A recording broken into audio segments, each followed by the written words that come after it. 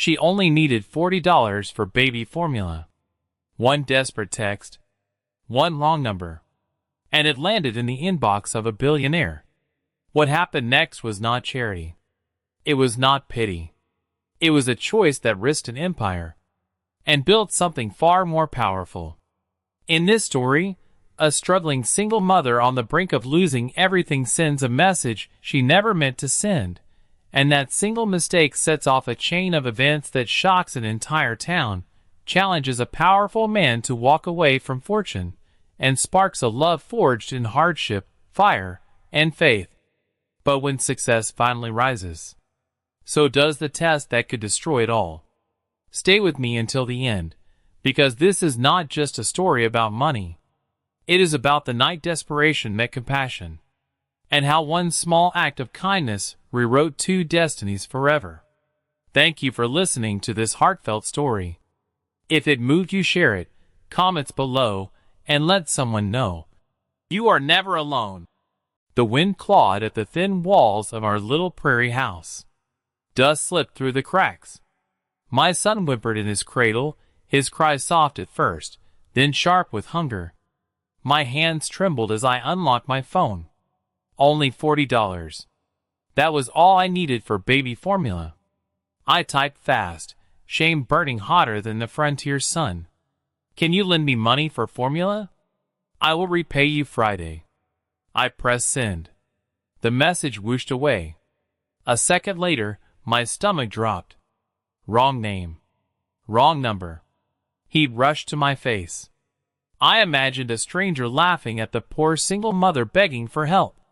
The sky outside stretched wide and merciless. Then my phone buzzed. My breath caught. I think you meant to send this to someone else, the reply read. The text bubble pulsed again. But no mother should feel this fear. Tell me where you are. My heart pounded so loudly I felt it in my throat. His next message carried a name I recognized from grain silos and railroads, from the tall glass tower rising beyond the wheat fields. A billionaire. A man whose boots never touched dust like mine. Shock rolled through me, dizzy and cold. I almost dropped the phone. Outside, the wind softened. Inside, my son's cries faded into hiccuping breaths. I told him everything. About the drought. About the medical bills. About the long nights stitching clothes by lantern light. He answered with patience, with questions that felt gentle. By sunset, a black truck crunched along my gravel road. He stepped out, tall, uncertain, eyes softer than the stories printed about him. He carried formula, groceries, and something else. Respect. Weeks passed. He returned often, trading his tailored coat for worn denim, learning the rhythm of the land beside me. He listened when I spoke of fear. He shared his own loneliness, hidden behind boardrooms and bright city lights. One evening, beneath a sky painted in amber and rose, he reached for my hand. The contact set a quiet storm through me. Not of fear, of recognition. As if that desperate text had carved a path neither of us expected. My world once felt small and brittle. Now it stretched wide with promise. Love grew slowly, like wheat after hard rain. Rooted in courage. Watered by trust. And as the wind moved gently through the fields, carrying the scent of earth and hope, I felt his fingers tighten around mine, and I understood that sometimes a mistake becomes a doorway, and sometimes the wrong inbox opens into the right hands, and I leaned closer, ready to tell him the truth I had carried quietly in my heart for far too long, ready to step fully into the life unfolding before us, ready to speak his name into the wide and waiting horizon. And when I spoke his name, it felt like striking a match in a dark room. Soft light. Steady warmth. No blaze of pride. Only a glow that reached the corners of my guarded heart. He watched me as if I were something rare. Not fragile. Not broken. But strong. The porch boards creaked beneath our boots. The scent of fresh rain rose from the fields. My son slept inside, milk-drunk and peaceful. For the first time in months, my chest felt wide enough for a full breath. He told me about the emptiness of penthouses, about dinners that tasted like paper, about applause that echoed without meaning. His voice carried no arrogance, only honesty, the kind that trembles at the edges. I felt a flicker of fear. What world could exist between his glass towers and my weathered farmhouse? The distance seemed vast. Yet he kept showing up. Each morning, another truckload of supplies arrived for struggling families nearby. He asked for nothing in return. He listened to farmers, sat at kitchen tables, held calloused hands in his own. The town began to look at him differently. So did I. One afternoon, a reporter's car rolled down the gravel road, curiosity flashing like a blade. Shock tightened my stomach. Was I becoming a headline? A charity case? He stepped beside me, calm, certain. His hand found mine again. Not for show, for strength. The discomfort passed like a storm cloud, leaving clear blue behind. That evening, as cicadas hummed and lantern light flickered gold across his face, he told me he wanted to build something here. A mill, jobs, homes, a future rooted in soil, not stock markets. My pulse raced. Hope can feel terrifying when it arrives without warning. I looked at the wide frontier, at the life that once felt like survival, now trembling with possibility. He brushed a strand of hair from my cheek, gentle, reverent. And in that quiet moment, with the horizon stretching endless and forgiving, I felt the weight of the past loosen its grip, and I opened my heart a little wider, ready to trust the hands that had answered a desperate message, ready to believe that love born from hardship carries a strength no fortune can buy. And as his forehead rested against mine, I whispered that I was ready to walk beside him into whatever dawn awaited us.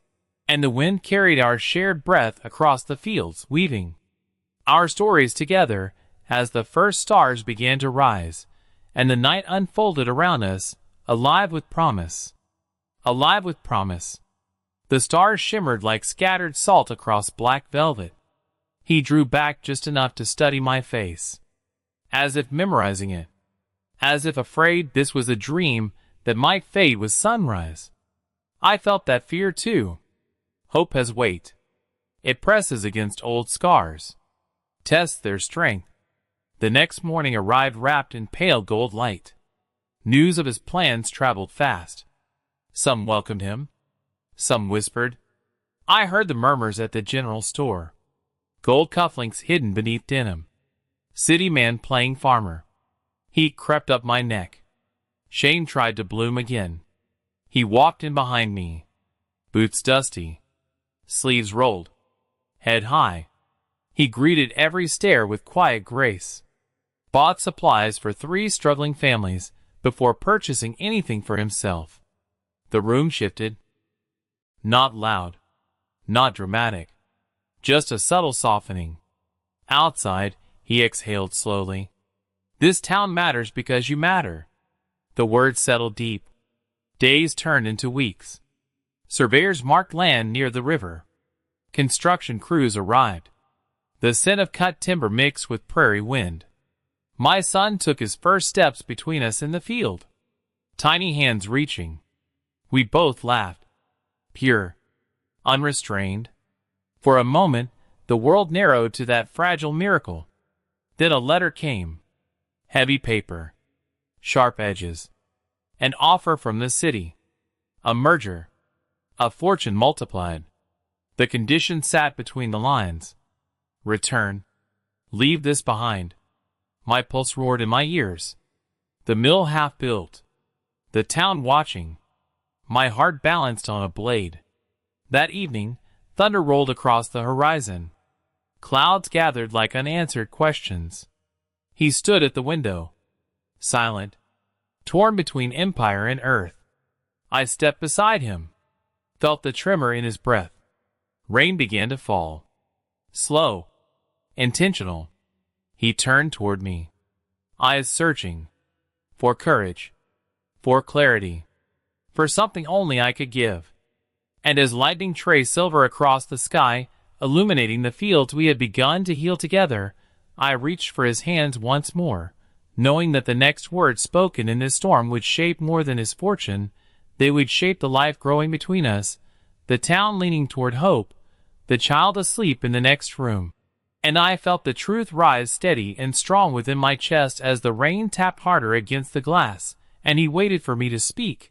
And I felt the truth rise steady and strong within my chest as the rain tapped harder against the glass, and he waited for me to speak. The storm rattled the panes. Lightning flared. For a second the whole room turned silver. I saw his fear clearly. Not fear of loss. Fear of choosing wrong. I tightened my fingers around his. Warm. Solid. This land changed you. My voice felt calm. Stronger than the thunder. You built more than a mill. You built trust. Wood groaned. Tarp snapped. The future hanging in open air. He closed his eyes. Rain traced the window like restless hands. In the next room, my son stirred. A soft sigh. A reminder of what fragile things depend on brave choices. He looked at me again. No boardroom mask. No polished certainty. Only a man standing at a crossroads. If I stay, he swallowed, I risk everything. If you leave, I answered gently, you risk yourself. Silence settled between us. Thick. Honest. Another crack of thunder shook the house. The lights flickered. For one sharp breath, darkness wrapped around us. My pulse roared. The storm felt like the night I sent that message. Desperation. Uncertainty. A leap into unknown hands. The power returned. Soft yellow light. His jaw set. Not with pride. With resolve. He reached for the letter on the table. Heavy paper. City ink. Promises lined in profit. Slowly. Deliberately. He tore it in half. The sound cut clean through the storm. My breath caught. Not from shock. From recognition. He stepped closer. Rainwater sent drifting through a cracked window. I choose this, he whispered. I choose you. Outside, the wind shifted. Less violent. More steady. As if the prairie itself approved. Relief flooded my limbs. Warm. Almost dizzying. Yet beneath it, another tremor began. Choosing love meant battles ahead. Investors. Doubt. Long nights. He rested his forehead against mine once more. Not seeking permission now. Sharing strength. Tomorrow we speak to the town, he said softly. Together. Lightning glowed faint in the distance. Thunder rolling farther away. The mill frame stood against the dark sky. Unfinished. Waiting. Just like us. I drew a slow breath. Feeling the vastness beyond fear. Beyond hunger. Beyond pride. And as the rain eased into a gentle rhythm over the fields we were learning to call ours, I sensed that the hardest work still lay ahead, that love rooted in sacrifice demands tending like fragile crops in uncertain soil. And I straightened my shoulders beside him, ready to face the dawn that would test our promise, ready to step forward when the town gathered, ready to see who would stand with us when the sun rose over beams of timber and hearts brave enough to believe in second chances, ready to see who would stand with us when the sun rose over beams of timber and hearts brave enough to believe in second chances. Dawn arrived washed clean. Mist hovered above the river. The mill skeleton glowed pale gold. My stomach fluttered as townsfolk gathered. Boots on gravel. Low murmurs. Arms folded. Eyes watchful. He stood beside me. No suit. No driver. Only steady breath and worn denim. I felt every heartbeat in my throat. Old doubt tried to whisper. You are still the woman who begged for $40. The memory stung.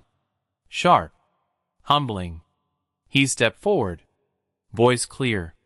carried by open air. I came here because of a mistake. A message never meant for me. Soft laughter rippled. Then quiet.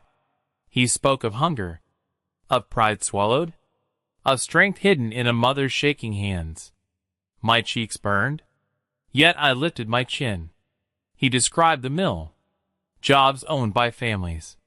Profits returned to the town, training for young hands. Dignity restored. The crowd shifted. Boots angled closer. Mr. Harper cleared his throat. Weathered face unreadable. And if the city calls you back again? A test. Sharp as flint. My pulse pounded. He glanced at me. Then at the rising sun. The city can call. He answered evenly. This land answers louder. Silence held. Long. Tight. Then Mrs. Alvarez stepped forward. Placed her flour-dusted palm in his. My sons need work, she said simply. One by one. Others followed. Calloused hands. Grease-stained fingers. Hope flickering, cautious but alive. Tears blurred my vision. Not fragile tears. Strong ones. Born from survival. A hammer struck wood. Clear. Purposeful. The first official blow of the day. Sound echoed across water. Through bone. Through doubt. He returned to my side. Our shoulders brushed. No grand gesture. Only shared breath. My son toddled between us, laughing at the noise. Sunlight caught in his curls. I felt the weight of past months lift. Yet new weight settled. Responsibility. Expectation. Work that would test patience and faith. He squeezed my hand once. Grounding. Grateful. Beyond the crowd, clouds gathered thin along the horizon. Not storm clouds. Just reminders that weather always changes. I watched beams rise. Heart steady. The river moving constant beside us. And as the town's voices blended with the rhythm of tools, and the scent of fresh-cut timber filled the widening morning, I understood that love here would be forged daily in effort and humility, that redemption asks for sweat as much as tenderness, and I stepped forward into the noise and light beside the man who answered a desperate message. Ready to build not only a mill but a life that would stand firm when the next trial came, walking up that same gravel road, carrying questions we had yet to face and strength we had only begun to discover, carrying questions we had yet to face and strength we had only begun to discover. Summer unfolded wide and relentless. Heat shimmered above the fields. The mill walls climbed higher, board by board, promise taking shape in timber and sweat.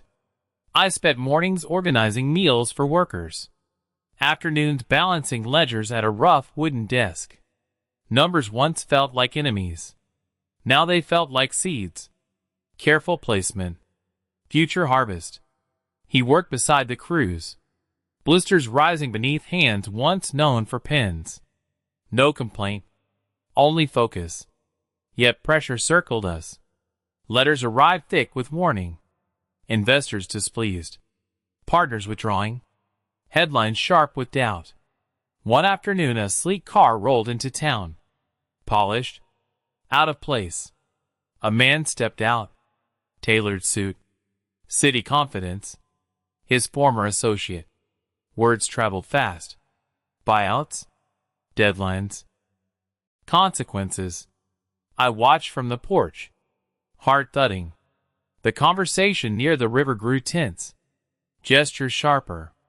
Voices tight. Wind carried fragments. Fiduciary duty. Reputation. Loss. The old world tugged at him. Visible. Heavy. He stood still for a long moment. River moving behind him. Mill rising before him. Town watching from every doorway. My breath felt thin. The associate extended a folder. Final offer. Signature line waiting. Silence pressed against the afternoon. Cicadas hummed relentless. A bead of sweat traced his temple. He took the folder. Opened it. Pages crisp. temptation dressed as logic. I saw the flicker in his eyes. Calculation. Memory. Then something steadier. He closed the folder. Returned it untouched. The associate's jaw hardened. "You are making a mistake." The word sliced through air. He answered calm. "I already made the right one." The car door slammed. Dust spiraled as it sped away. Tension lingered like heat after lightning. Slowly, sound returned. Hammers. Voices. Movement. I realized my hands were trembling. He crossed the distance between us, each step certain. When he reached me, he exhaled deep, as if setting down a burden carried too long. Fear still lived inside me. Fear of failure, of drought, of nights when payroll might feel impossible. But beneath it grew something stronger, trust tested and proven. He brushed his thumb across my knuckles. "We build this together." No spotlight. No applause. Only truth. The mill bell rang for the first time that evening. Clear. Bright. Echoing across water and wheat. Workers paused. Smiled. Wiped sweat from brows. I felt the sound settle into my chest, like a vow spoken without ceremony. And as twilight painted the sky in streaks of rose and amber, as the river carried the day's heat away and lanterns flickered to life along the beams of the nearly finished mill, I sensed another challenge already forming beyond the horizon, subtle yet certain, and I lifted my gaze to meet it beside the man who chose soil over skyline, ready to face whatever season approached next, knowing love here would demand courage again, and feeling within my steady heartbeat the quiet strength to answer when it did. Knowing love here would demand courage again, and feeling within my steady heartbeat the quiet strength to answer when it did. Autumn crept in on cool amber light. Wheat bowed heavy in the fields. The mill stood complete at last. Bricks solid. Windows bright. Smoke curling steady into open sky. Opening day drew a crowd larger than any harvest festival. Children perched on fences. Women in pressed dresses. Men with hats clutched tight against their chests. I tasted metal at the back of my tongue. Nerve sharp as winter wind. He adjusted the simple ribbon stretched across the wide wooden doors. No grand stage. Only river and earth. Mr. Harper handed my son the ceremonial scissors.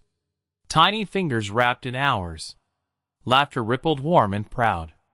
The ribbon fell. Cheers rose. A sound full and alive.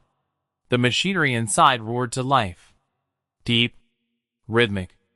A heartbeat for the town. Flour dust lifted into golden air. Workers moved with purpose. Paybooks ready. Orders stacked high. I felt tears gather again. Not from fear. From arrival. Then a shout cut through celebration. Smoke. Too thick. Too dark. For one suspended second everything slowed. The scent shifted. Sharp. Wrong. My chest tightened. Men rushed toward the rear of the building. Water buckets passed hand to hand. He ran forward without hesitation. I followed to the edge of heat and chaos. Flames licked near a storage wall. Hungry. Unforgiving. My pulse thundered in my ears. Not this. Not after everything. He grabbed a hose. Directed the stream steady and relentless. Others joined. Boots slipping in mud. Voices calling orders. The fire resisted. Then faltered. Steam burst upward. Smoke thinned. Air cleared inch by inch. Silence hovered fragile as glass. A final hiss.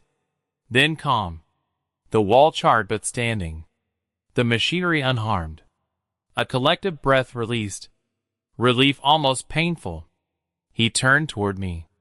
Face streaked with soot. Eyes fierce and bright. "We are stronger than sparks." He said it quiet. Certain. The crowd answered with applause that trembled with gratitude. In that moment I understood something deeper than romance. Love here meant vigilance. Hands ready, heart steady. The sun dipped low, casting long shadows across brick and river. Celebration resumed softer, more grounded. Lanterns glowed against early dusk. My son laughed in his arms, unaware of how close flame had come. I rested my head briefly against his shoulder, breathing in smoke and sweat and something sacred.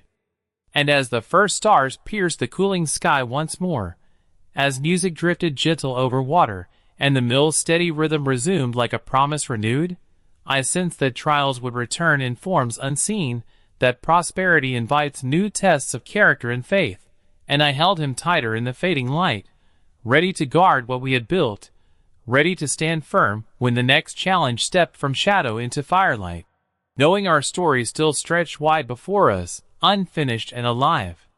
Years softened the sharp edges of that first desperate night. The mill thrived.